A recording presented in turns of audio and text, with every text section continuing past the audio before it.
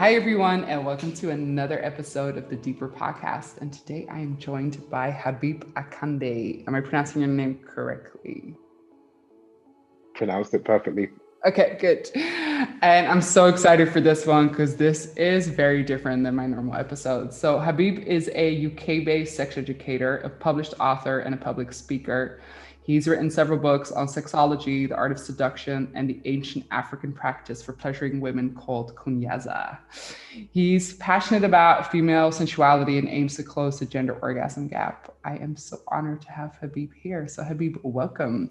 So let's get started just briefly with who you are. And maybe a nice question is, what are you creating right now? What are you building right now? Thank you for inviting me first and foremost, Sophie. It's my pleasure. So my name is Habeeb Akande. I'm a British-born Nigerian sex educator and writer, amongst other things. I mean, you gave a wonderful introduction. I'm not sure what I can add more to that. To be honest, yeah, I write books. I like to talk about sex. I give workshops now and again, and I just like to have open and honest conversations with both men and women about sex and sensuality in order to kind of not only close the orgasm gap, but also to close the pleasure gap. I think there's a lot of a focus on people attaining an orgasm, and like we're very goal orientated, particularly in the West. Whereas with my work, I try to concentrate on pleasure because not everyone can and will experience an orgasm, whereas everyone can experience pleasure. So I'm more concentrated on trying to close the pleasure gap, but because everyone speaks about orgasm gap, I kind of use that. And trying to help people like embrace their sexuality and sensuality, especially women as well. I think it's very important. Amazing, beautiful. We were just talking before this, and you were talking about, I think your last two books which were very much about intimacy and sensuality in Africa, and I think Kunyaza is mostly about Rwanda, if I'm correct, right? Sort of. That is correct. That is correct. So with Kunyaza, it's a book about, like you mentioned, the ancient African technique of Kunyaza, which helps women squirt and achieve orgasms during heterosexual encounters. And that book is both for men and women to read. Whereas my previous book, which we spoke a little bit earlier offline, was actually my third book, was targeted at men, and it was about womanizing and the art of female pleasure from a male perspective and targeting to men. Now, womanizing, I know it's got it has a lot of negative connotations, but it's something which, even for myself at a relatively young age, it fascinated me. A lot of men secretly admire men that are womanizing, not necessarily the deceit that's involved, but in terms of the ability to not only pleasure, but to attract multiple women. I think that's something that a lot of men are interested in. But then I wanted to speak about some of the pitfalls, as well as some of the, you could say, benefits of womanizing. I was someone from a relatively young age I was quite reckless in trying to be a womanizer and doing certain things, and that's not something that necessarily I'm proud of, but it's something I'm appreciative of that experience I've had, because it helped me to not only to understand things from a different perspective, but also when I'm delivering workshops, I can understand the psyche of a lot of men, and even kind of, like I said, when I'm speaking about the pitfalls of womanizing and the different categories of womanizing. So there's some men who are like, I've laid out, like, who are like lion womanizers, and there's some men who are like hyena womanizers. What's the differentiation between the two? So a lion womanizer is a man that is sexually disciplined. He may have multiple, again, I'm originally from Nigeria, multiple wives or multiple sexual partners, but they all are aware of his other female partners. So he's someone that's respected by women, and is able to satisfy women's both their physical and emotional needs. So he's someone that both men respect and women respect.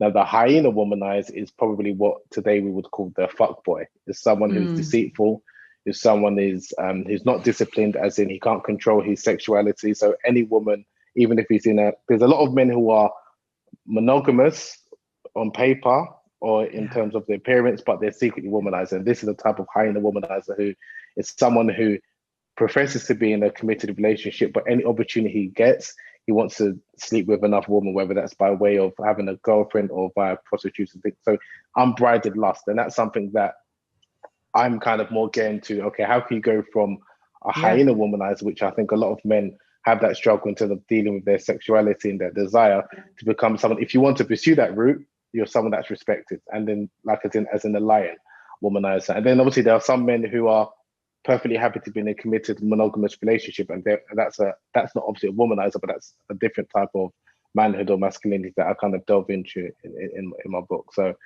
I had to kind of clarify with womanizing, because when I mention womanizing, everyone looks at it like it's a deplorable thing, when for me there are aspects of womanizing which can be praiseworthy, and there's some aspects of womanizing where it involves deceit and manipulation, which again is not something that I'm kind of endorsing or praising, but something that I'm speaking about because it's a reality that many men experience or are enamored by with other men, kind of thing. So yeah, I love what you're talking about now. I work a lot with the archetypes, and there's the wounded archetype who is like the seducer, but he abuses his sexuality to like always be the alpha.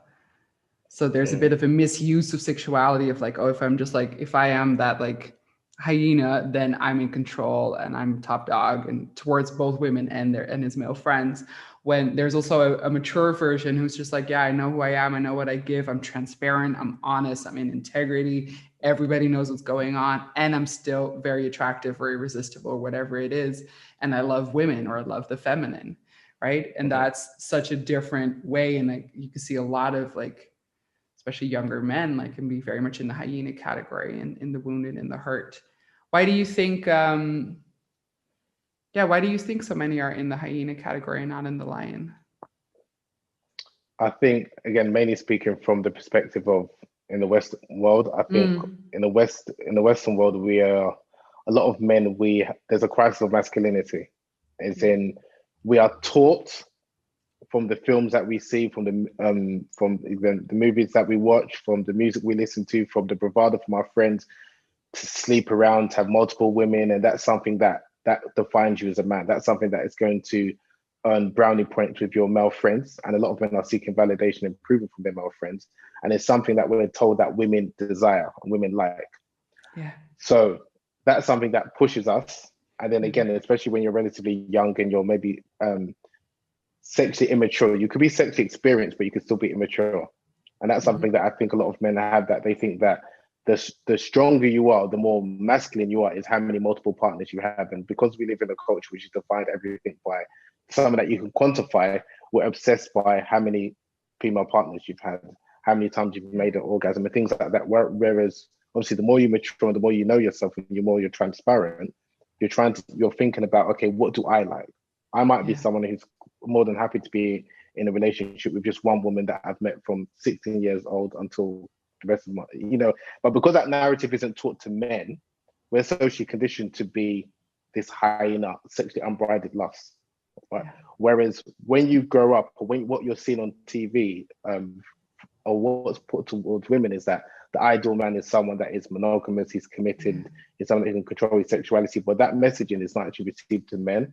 Women hear it, but men don't hear it, so there's a disconnect. And I think a lot of men, because they've received that social condition from a relatively young age, it's difficult, even if you get to the age of maybe like late 20s, early 30s, when you are quote unquote supposed to settle down, to then be this mature archetype, when you've just been told from a relatively young age that you're just supposed to be someone who is sexually weak.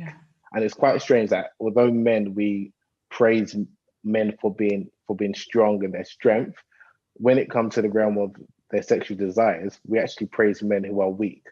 As in, a lot of men would tease other men if, for example, they were in a position where there was an attractive woman who said, "Would you like to sleep with me?" and they said no. Did you understand? Like, because they're not interested, or they're committed to their partner, what have you. A lot of men would actually make fun of that man, as in, "What kind of man are you?" When in reality, that's true strength. Anyone could, it's about being in control of your sexual desires and your sexuality, and that's something that I think a lot of the ancients taught from as far back as the Kama Sutra. They spoke about, yes, we know sexual desire is something that a lot of us have within us, but the true definition of a man or a strong man is someone who can control that. It's not that desire in and of itself is evil.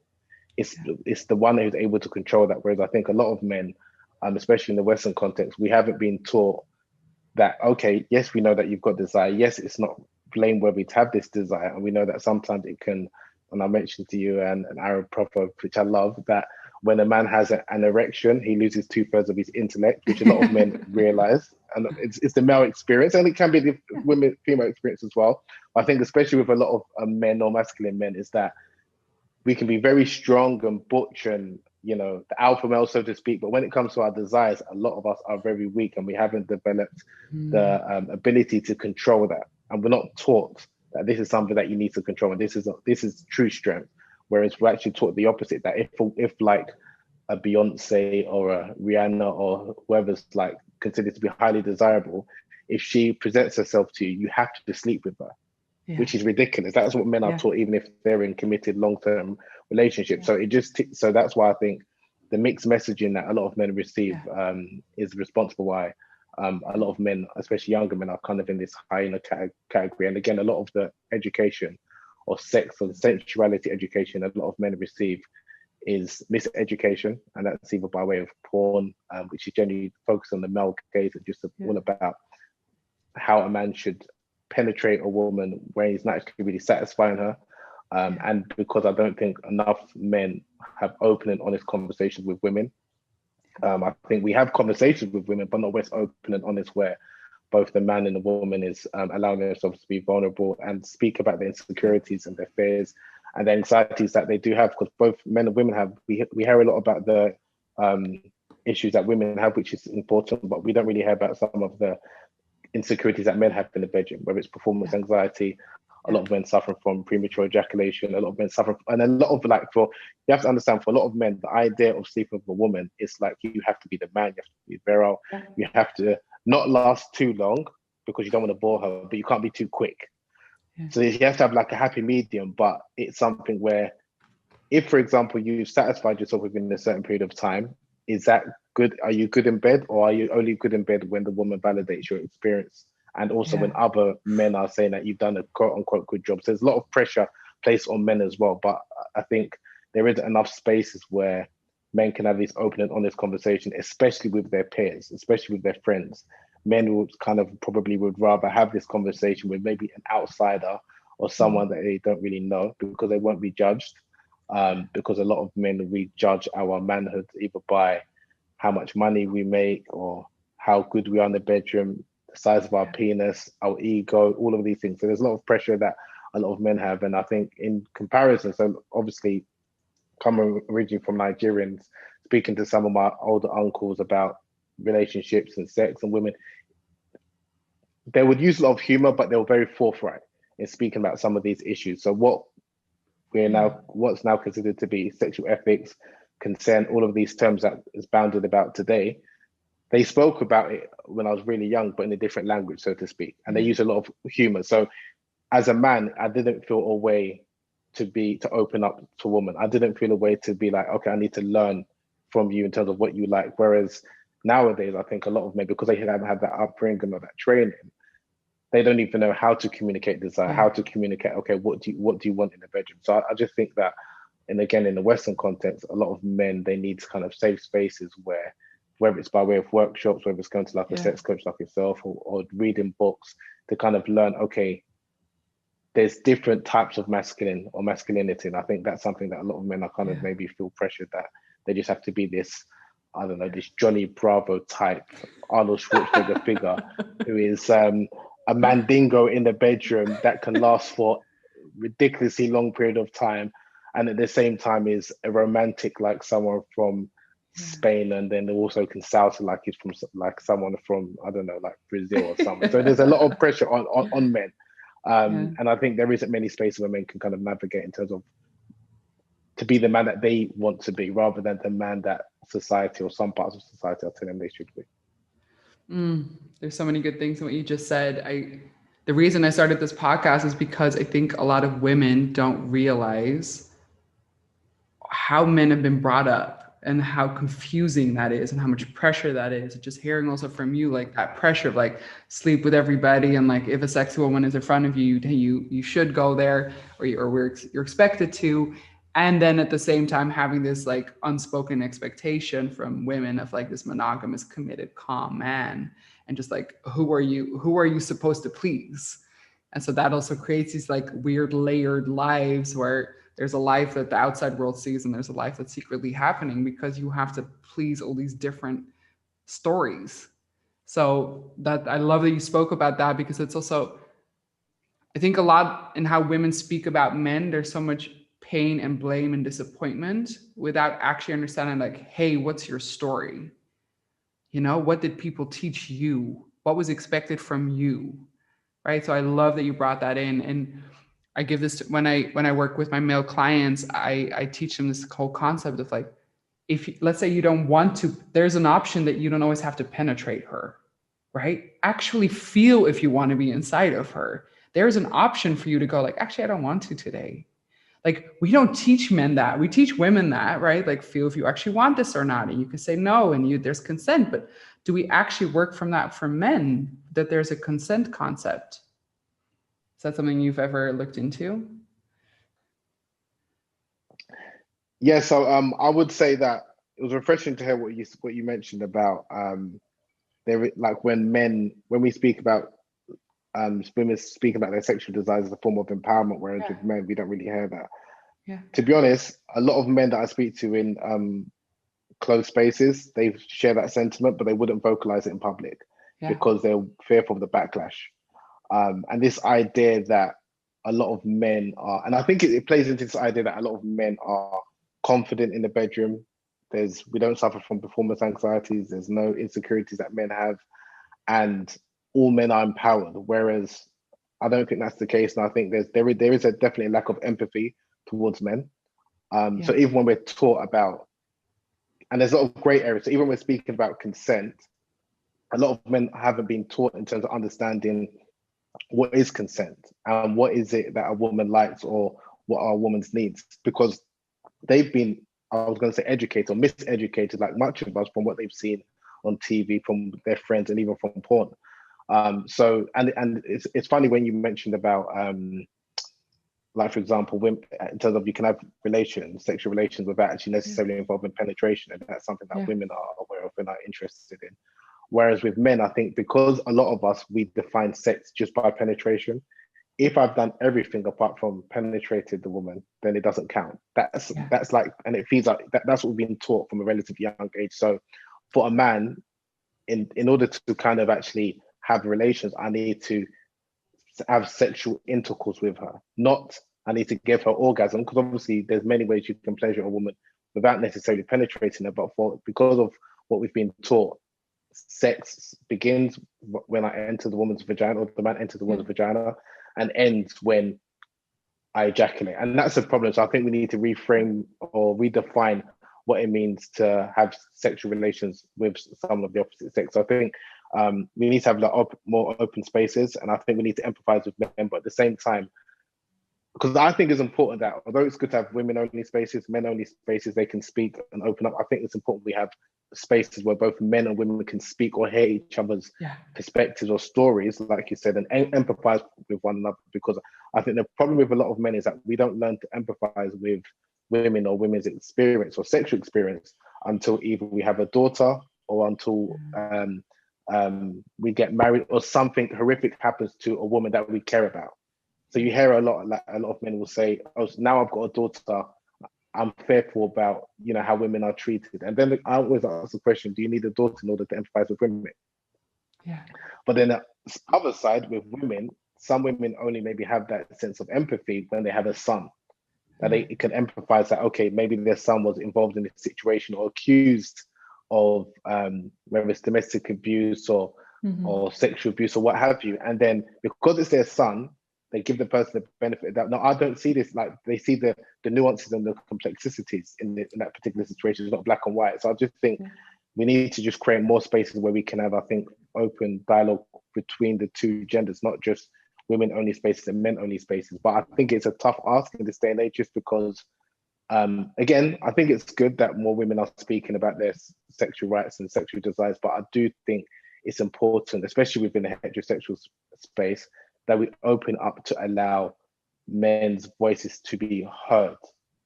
And I think there's a lot of men that they don't feel comfortable to kind of speak openly, honestly, about not only the insecurities, but even what they want in the bedroom, because again, they will kind of they're likely to be shut down, especially in the public realm. I wanted to talk to you about something because I heard you speak into this in a different, I was listening to one of your other podcasts, and it was that here in the West, I think the way we are raised about sex, it's very transactional. So, right, like what you're talking about right now, it's very transactional. It's not about this like experience that you're creating together. And I know that, I think I remember correctly from that that recording that I listened to, was that you, part of why you wrote Kunyaza was to move from this like transactional pleasure towards like the Rwandan way of looking at intimacy, which is a pleasure-based experience. Can you speak a bit about that? Because yeah, like I was raised in Tantra, and I know that like Tantra for me was such a different way of looking at intimacy that as I went into like the normal world here and I went to college and all these things, I just thought like, why, it's so weird to me how we speak about sexuality and intimacy and partners and lovers and all these things, and what everybody's goal is, because it seems like often almost a mutual masturbation rather than an interaction between two people. So I'd love to hear a bit about like also what you were discussing in Kunyaza. Yeah. Yeah, sure. So when I came across the Kunyaza practice, what blew me away with this obviously traditional East African practice, but it's also a practice in other parts of Africa and now even in different countries around the world, is that their understanding about sex was one that it's about pleasure. It's pleasure orientated. And what that means is that the way we understand sex, especially in the Western world, it's all about, like I said, the transaction, intercourse, penetration. Yeah. Whereas in Rwanda and the countries that have this Rwandan practice of kunyaza, it's about pleasure and it's not necessarily about penetration. And the onus is on the man to ensure that his female partner is sexually satisfied in the bedroom. And that can manifest itself either by way of squirting, which many people are fascinated by, or by way of orgasm. So even though a lot of people are really, especially in the West, they're obsessed with, oh, kunyaza, this practice that helps women squirt.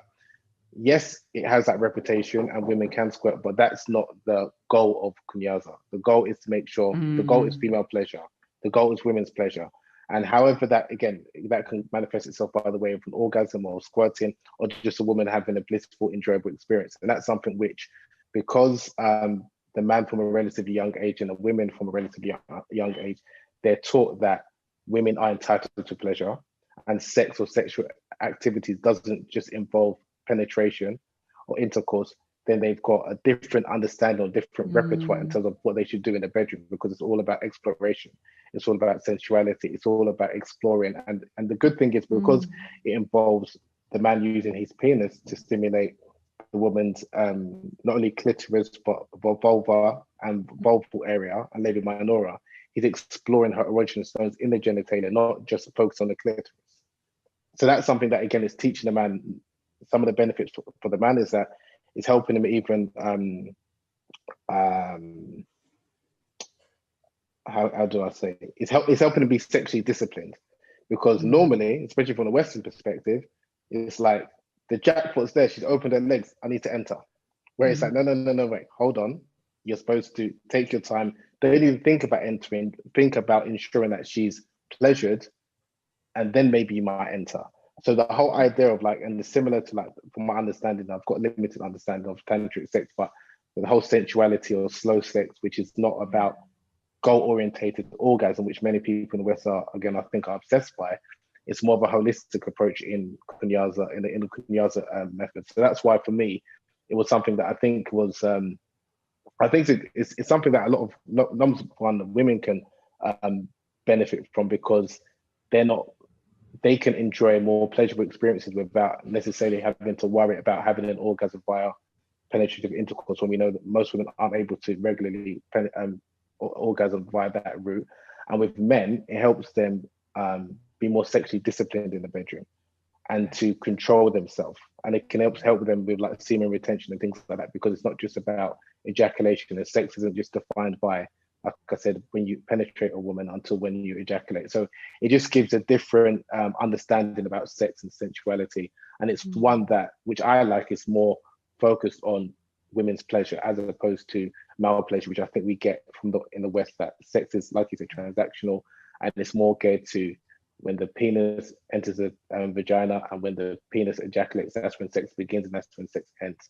whereas Rwanda's Kunyaza practice is more holistic and it's more, because they circular, and it's more focused on women's pleasure as opposed to male pleasure. I love this. I love how you right away said, like, you pretty much wrote a book on how to help women squirt, and it's not about the technique. And it's actually not about the techniques. I love that. And your book is about to be delivered, so I cannot wait to read it. I read a book that spoke about some part of this. It's called Women's Anatomy of Arousal. And it just explains that, like, the vulva is erectile tissue. So you have to pleasure it first so that it actually swells up before you can even enter it. And I'm like, why is this not common knowledge? It's not just about like lubrication. It's actually that it needs to swell up, and it needs time to do that. Right. And to see it in such a different way than just like, okay, we're there, let's just do it. It's such a different way of looking at it. And it's so unfortunate that all of these like things that seem so beautifully, it's actually a beautiful thing, right? That it's not being taught. It's not like a normal thing that's being spoken about. And and I think you write that in the book as well, that like the principle of Kunyaza is passed down through elders. Right? That's correct. So the origin of the story, there was a Rwandan queen who her husband was away on a military expedition, and she was in need of gratification. So she summoned one of her guards to make love to her, and the guard was petrified because he was thinking about the ramifications if the king found out. So the story goes that as he approached her, and she said, if you don't make love to me, I'm going to get you executed. I'm going to get you killed. So as he was holding his penis, he started to shake and he's trembling because he was petrified. And as he approached her, his penis started to strike her vulva and clitoris. And from there, it was said that a gush of fluid emanated from her loins, and that produced the Lake Kivu in East Central Africa. And from there, the Kunyaza tradition was came to being. And then when the king came back, it was said that she taught her husband, this is how you're supposed to make love to me, and this is what I expect from you. And since then, again, I think that story is probably a myth, but it's told in Rwanda. But since then, women, elderly women known as sengas or maternal aunts, they teach other young women from the village about Kunyaza, about their sensuality, about the fact that women are entitled to pleasure. So it's not just about this is what your man is supposed to do to you in the bedroom. You're just supposed to lie down and take it.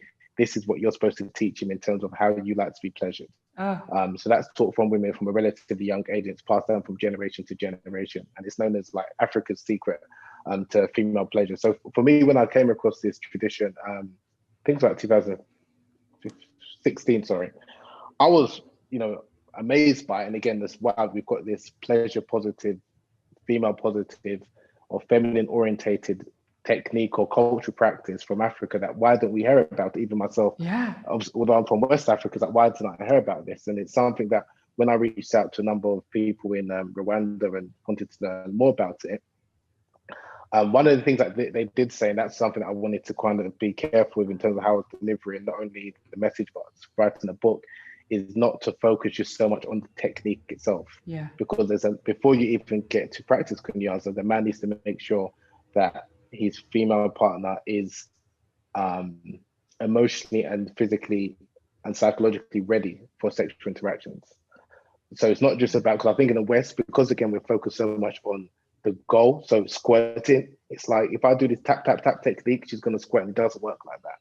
So the woman needs to, so that's why, and again, a lot of the onus is placed on men in terms of how you're supposed to seduce your wife or your partner, and how you're able to make sure she feels relaxed in the bedroom. And she need to feel entitled to pleasure, because the man can do everything that he's supposed to do, but if the woman doesn't feel, which unfortunately is something which a number of women in the West deal with, because a lot of women do not feel entitled because of the shame and other things, they don't feel entitled to pleasure, their mind shuts down, they can't open up, they won't be able to enjoy themselves in the bedroom. So that's why it's twofold: the education passed to women and education passed towards men. And because again, I think it's a practice which both men and women can not only learn from but enjoy. For me, I think, and again, like I said, it just gives us a different definition or different example of how you can enjoy sexual relations and ultimately experience mutual pleasure, which for me, sex is a sacred act and should be enjoyed both by the man and the woman, not just about male pleasure and you disregard women. So yeah, beautiful, so beautiful. I noticed when I started going into your work and I started reading about it, there was a part of me that kind of felt like, this is a tricky topic and it's a bit personal for me to share this. So I also want to preface that, but that I used to be somebody who squirted a lot, and it never helped because it put men into their ego, because it became this thing of like, oh my God, look at how many times I can do that. And it created more disconnect. And so when I was reading your book, I was like, wow, it on the one hand, it's this beautiful thing, and it's also not about the goal. And when a woman does feel free to do that, it's so gorgeous. I can see that from like the feminine empowerment. And I know in my own experience, it's actually been painful, hurtful emotionally, because it became it brought men into their egos more than anything. So I'm really curious on your perspective on that, or if you've heard that before, because yeah, it made it more like it made me a performance thing for many years, or that's at least how I experienced it. And this was like 10 years ago. I was much younger, and it's not the case anymore. But I know that also from other women who have had that they were more orgasmic in that sense, that it actually created more disconnect with their male lovers. Yeah. Yeah, I've heard different, similar to what you've said in stories, and it's something which is quite troubling, because it's that on one hand you've got, I've heard some examples where women feel, or men feel that, oh, I've done this to you. Yeah. And they don't want to open up, and it's just like, and then you become, some women have said like they feel like they become like their male lover's plaything, sex plaything. Yeah. So it's like they don't want to open up, they don't want to even, because again, for the man, and that's something which again, from my understanding of the Kunyaza tradition, it's not the man makes the woman orgasm, he helps the woman experience an orgasm. It's a different understanding. So even the understanding of words. So even when we use, like, we generally say, this person, I made her orgasm, where it's no, you helped or facilitated her experience an orgasm. So it's just a different mindset. And that's something that, again, I think because we've, we've kind of adopted this, again, it's very, excuse my language, a phallocentric word or language, where everything is about the man. I do this to you. Excuse my language, I fucked you. I did this to you. So, and everything is you're being done to. So it's not something that you actually engage or enjoy. You're just doing it as a result of my actions. Whereas if it's no, this is something that you experience, that a woman experiences an orgasm. She can experience it by way of by herself, or she can experience it with a male partner. It doesn't mean that the partner has done this to her, if that makes sense. So I just think we just need to reframe our understanding, especially with the men. It's not just about you doing this to her. And again, with the Kunyaza tradition, or with women squirting, I think at least it's good, because I think there's some women who, and I've heard a number of women who have had experiences where they've squirted, but they didn't know they thought it was urine because of what they've been taught, and they've been led to believe that it's urine because of what their male partners have said, and they felt a sense of shame. And that's even more troubling today, that they've got these mental hang-ups they need to overcome. And then you have some women who, similar to what you've said, who feel like, okay, I don't want to do this because now it's like I'm just performing to you, and that's not what it's about. Whereas it's supposed to be a pleasurable experience that we both enjoy, not something that you've done this to me and then I'm no. So again, I just think it's about reframing, and especially with men sometimes, although I think our ego is important, we need to put our ego aside, especially when it comes to intimacy. It's not about, I need to do this to you, I need to, so it's just, I think it's important, because when we have when there's conversations like this and people listening in, then they realize, oh, I can relate to that because I felt the same, or I do feel the same. So I just think it's just unpacking some of the maybe miseducation or trauma that people have experienced, and realizing, and to normalize women's desire and normalize women's pleasure. I think that's important, not just normalize sex. Because again, when people talk about sex, we generally think about the transactional approach rather than desire and pleasure, and that can manifest itself differently from individual to individual. So that's why I think having such conversations and allowing people to see different perspectives, and people will change even over a period of time. Yeah. I want to bring a perspective in on also how I teach squirting in my work, is that it's actually a gigantic emotional release. And it's intimate in the sense that, like, if you see what happens during squirting, it's like your entire pelvic floor does like this very gigantic movement. And it's very intimate for the person who's in it.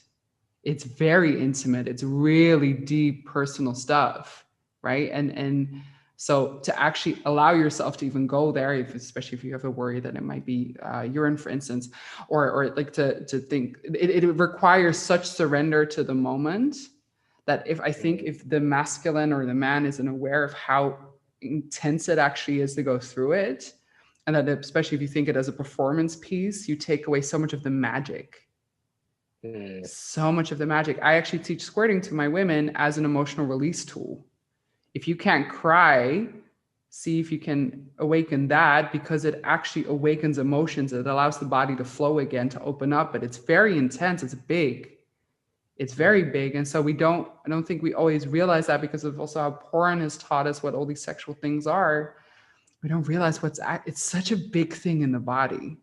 It's such, and it requires such surrender. And so, yes, if you know which buttons to push, great. But actually you're then forcing maybe a woman to go into an experience that maybe she's not ready to. Right. And so I just wanted to bring that perspective in, because I don't think we see squirting as the sacred act it actually is.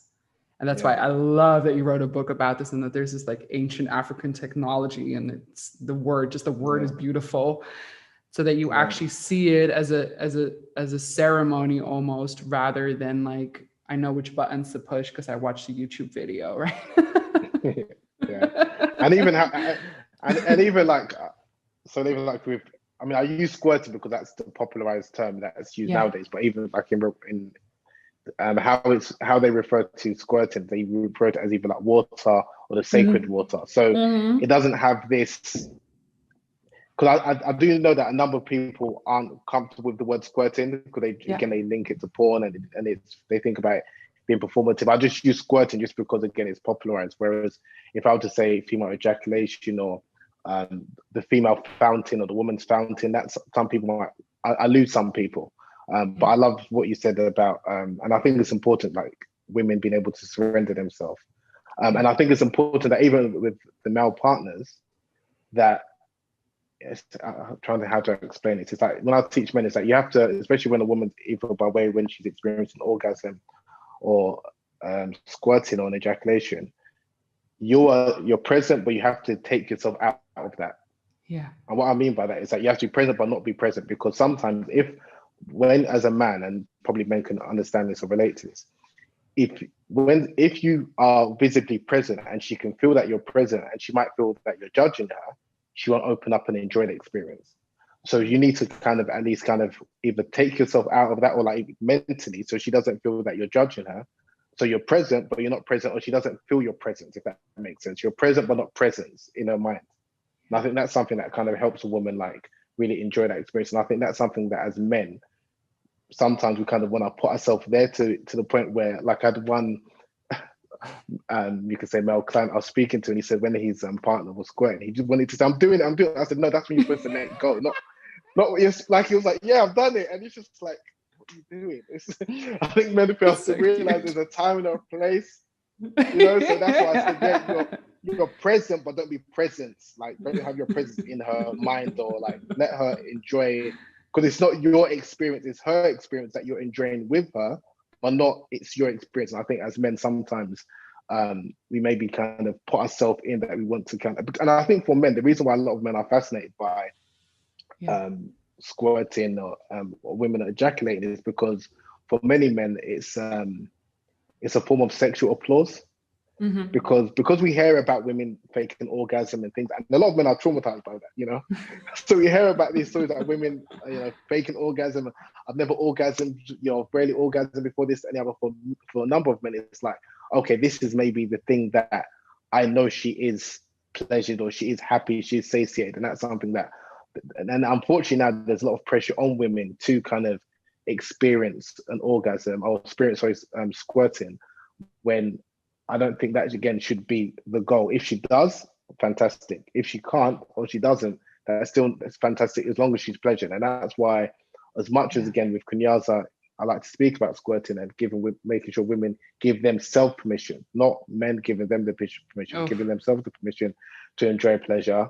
It's important that women don't feel pressurized that, oh, now I need to kind of, hit this new goal, this new sexual goal. And it's like, no, the goal is not squirting. The goal is not orgasm. The goal is your pleasure. But if you do manage to squirt, that's good. If you do manage to orgasm, that's good. If you do manage to have multiple orgasms, energy orgasm, what have you, that's good. But I think that's something that it's quite difficult because I'm trying to promote squirting, but at the same time, I don't want to put too much pressure, especially on women, to feel that you have to squirt, or the men saying, I've just read this book about squirting, let's go and do this in the bedroom, I'm going to do the tapping technique. I'll give you I get so many messages, it's unbelievable. I get so many messages like, oh, Habeeb, I've done the squirting, I've done the tapping technique, I've done it for 3 minutes, but she hasn't squirted, what am I going to do next? And people are messaging me this for the first interaction with their partner. Oof. And I'm just like, wait, hold up, it's just, and that's something which I'm cognizant of, but at the same time, whilst again I want to promote the Kunyaza practice, I want to promote African sexuality, but I don't at the same time, I don't want to put too much pressure on women who are still trying to get used to their body or explore with their partner and give themselves permission to enjoy sexual pleasure. So it's a twin-fold exercise. I love the nuance you bring to this. It's so important. It's so important. Just also what you said earlier, like the difference between he gives her an orgasm. No, he is supportive in her orgasmic experience, which is something else than again the transactional. Yeah, I really feel this. So so mindful a little bit of time because I have 100,000 questions for you. I think the way I, for instance, teach masculine and feminine, the masculine gets to very much enjoy the feminine in her experience. So is that also a little bit what's like underneath the whole Kunyaza practice, that yes, that it's there to help this woman like drop deeper and deeper into pleasure and sensation and open up, and there's all these like yummy things for her, but is he allowed to enjoy pleasuring her? Do you maybe understand my question? Like, yeah. No, yes, most definitely. And I think, so yeah, part of Kunyaza, although yes, it's focused on women's pleasure or feminine pleasure, the man, or this is how it's taught, is it traditionally, you derive pleasure from your partner's pleasure. Yes. That's a form of pleasure as well. Okay. So again, rather than being a selfless lover or a selfish lover, you're a selfless lover, and you enjoy the same way some people, they find if they do a good deed, or if they buy someone a gift, and their face, the happiness that it brings to them, the joy it brings to their heart, that's something that they experience likewise in sexual interaction. So the more that your partner is experiencing, the more that the feminine is enjoying this experience, that should gratify the man as well. He should be satiated by that as well. So again, so whilst yes, men are taught that, or whilst the practice focuses on women's pleasure, men derive pleasure from seeing their partner pleasure, and I think that's important. Again, there's not much focus on the male ejaculation or the male orgasm with the Kunyaza practice, and I think maybe because even my own personal experience, I derive more pleasure when my partner's pleasured. Yeah. So that's how it's kind of taught. And again, some people think it's an ego boost because they'll be like, because again, some men still might walk when I did this, I did that. But at the end of the day, if anything, I look at it like, no, I've been allowed to enjoy this experience with her. Yeah. And that's something that's pleasurable in and of itself. So yes, it's something that men can enjoy, but primarily it's about making sure the woman is pleasured and you derive pleasure from that. Yeah, beautiful. I posted on my Instagram, like, what should I ask Habeeb? And I actually got a lot of questions on, I think, your book. I think it's called something with honey. Sorry, I forgot. Taste of Honey, right? A Taste of Honey. Yeah, yes. And it's about, I hope I'm saying it correctly, erotology in Islam. And a lot of people were like, well, what?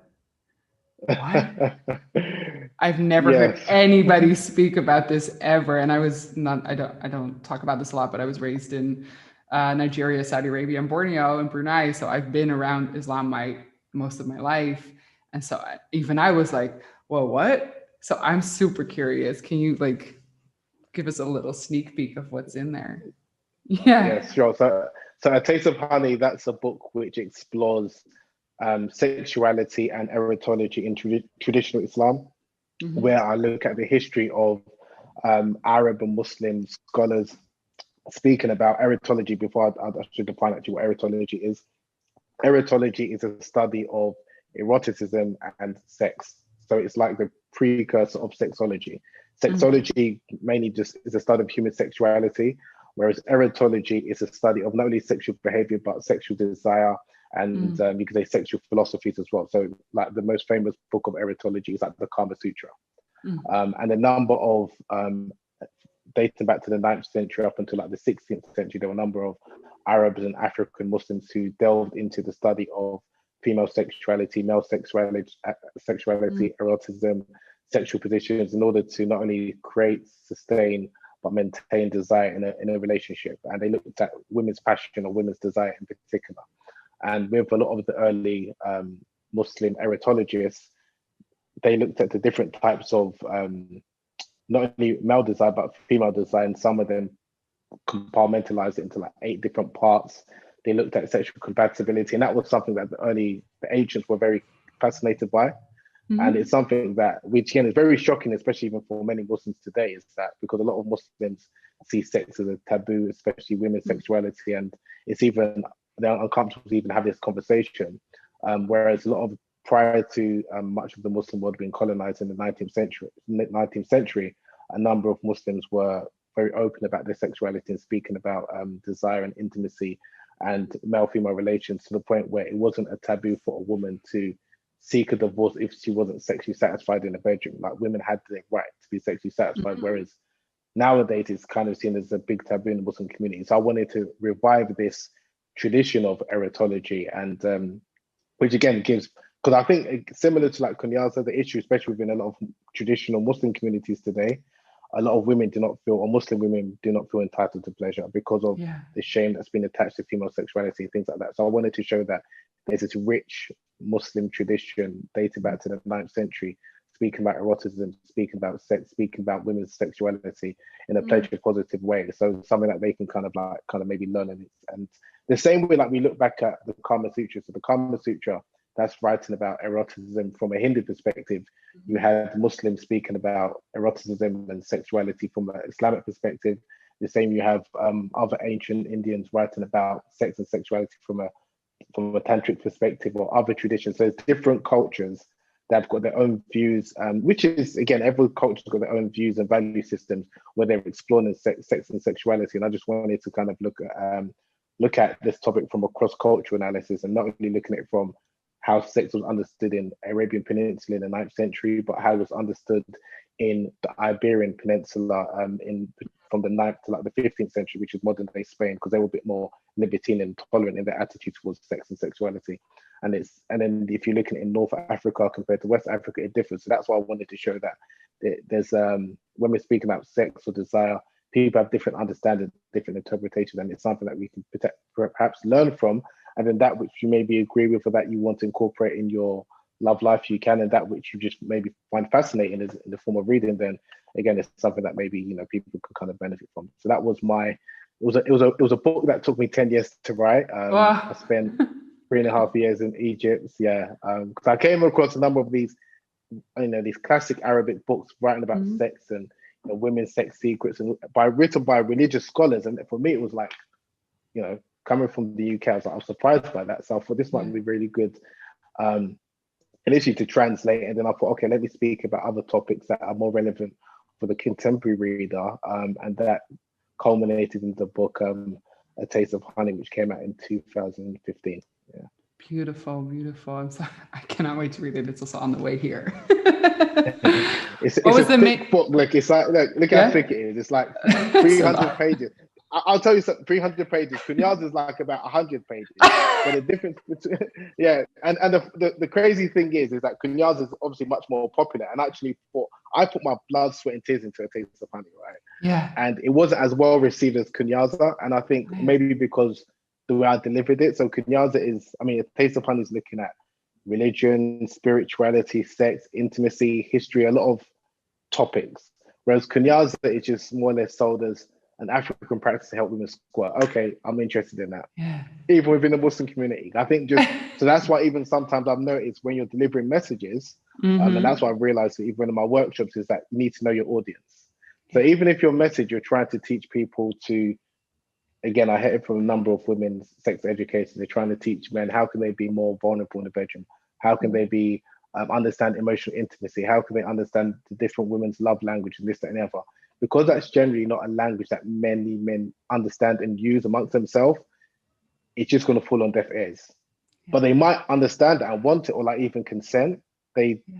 I'm sure no sane man wants to have unconsensual sex, but they might not use the language that women generally use. So you just need to speak to them in a way that, or use a language that they understand to deliver that message. And that's something that I've learned over the last 10 years or so in terms of when I'm delivering, whether it's talks and workshops, just be cognizant of the person that you're delivering the message to, and then deliver it in a way that they can understand. And that's why, again, if I'm speaking on to men, I might be a bit more frank, and some people might say quite crude and, you know, very explicit with my language, because that's how they understand me.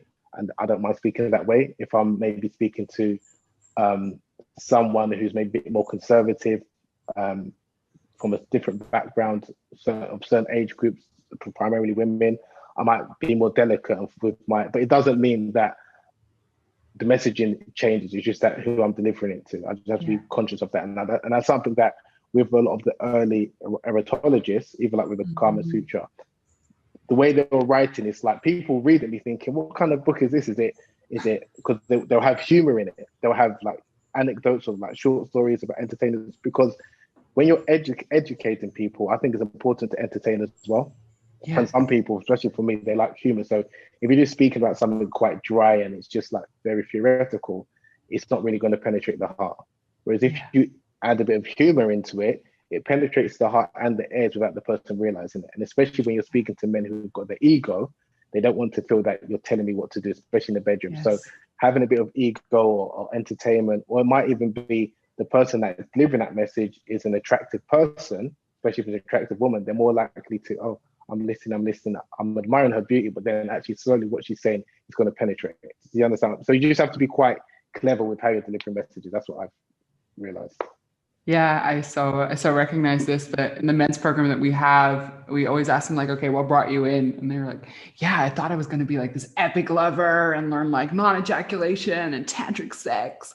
And I came out actually getting what I needed, which was connection and vulnerability and slowing down and feeling emotions. And they're like, yeah. It's not that we didn't teach them those things, but it's actually not what mattered. But it is what like got their attention. I was like, oh, that's what I want, because that's less threatening, right? It's also their language. It's very different. Yeah, I love this. I love this. Thank you so much, Habeeb, for your time. I really, really, really appreciate it. And I really appreciate you're so scholarly. You understand it so well, and at the same time, it's just so real life. I really appreciate that combination, because I could feel that you understand it and you get it, and you've gone through history and the different cultures and all of that. And it's just like, hey, this is what like real people, what it looks like. Yeah. No, thank you again for inviting me, and I really enjoyed this conversation. And yeah, I just think, and keep up the good work you're doing as well. I just think it's important that we just, especially, I mean, because I'll be honest, when I first came across your profile, I was like, she's living workshops. I said, let me see. And I listened to a couple of your podcasts. Okay, I like it. Because it didn't come across, I'm being honest, it didn't come across as you telling men, don't do this, don't do that, or just damning men, or putting a lot of blame on men, which unfortunately, that's what I was thinking, okay, what type of men are you going to attract to your workshop? And I saw men from different backgrounds, different experiences, again, because you wasn't coming across as being judgmental, but it's more a case of, okay, let me understand where you're coming from, but also I'm going to share and maybe teach you something that you can probably benefit from, which I think is definitely something that a lot of men, and I've seen it from the testimonies, that can transform a number of their sex lives. So definitely kudos to you. I'll tip my hat off to you and just keep up the good work. And I really enjoyed this conversation. Thank you, Habeeb. I so appreciate that.